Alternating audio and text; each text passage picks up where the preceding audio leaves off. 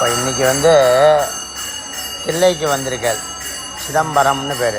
தில்லைன்னு இந்த ஊருக்கு பேர் உண்டு. பஞ்சபூத ஸ்தலங்களில் சிதம்பரம் ஆகாச க்ஷேத்திரம். பிருத்திவி, அப்பு, தேஜு, வாயு, ஆகாசம்னு இந்த 5 தான் உலகமே இயங்குது. மண் நம்ம மனித வாழ்க்கைக்கு, ஜீவராசிகள் வாழ்வதற்கு பஞ்சபூதங்கள் ஆதாரம். நிலம், நீர், நெருப்பு, காற்று, ஆகாயம். இந்த 5 தான் ஆதாரம் நம்ம வாழறதுக்கு.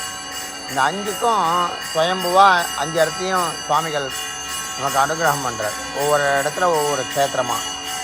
அதில் பிருத்திவி க்ஷேத்திரங்கிறது காஞ்சிபுரம். அங்கே ஏகாம்பரேஸ்வரர் மண்ணினால் செய்யப்பட்டவர். பிருத்திவின்னா மண்.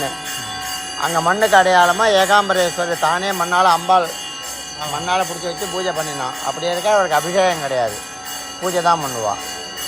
அடுத்தது நிலம், நீர். தண்ணீருக்கு உயர்ந்தது திருவானைக்காவல், திருச்சி. அங்கே பார்த்தீங்கன்னாக்க ஜம்புகேஸ்வரரை சுற்றி எப்பவும் ஜலம் இருக்கும்.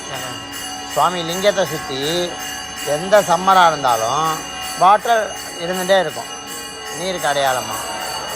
அடுத்தது தேஜு, அக்னி, திருவண்ணாமலை. அங்கே கார்த்திகை தீபம் அன்னைக்கு மலை மேலே ஜோதி ஏற்றி வெளிப்படுத்துகிறான். 4வது வாயு. வாயு காலஹஸ்தி. அங்கே என்ன சிறப்புனாக்க, கர்ப்ப கிரகத்தில் உள்ள தீபம்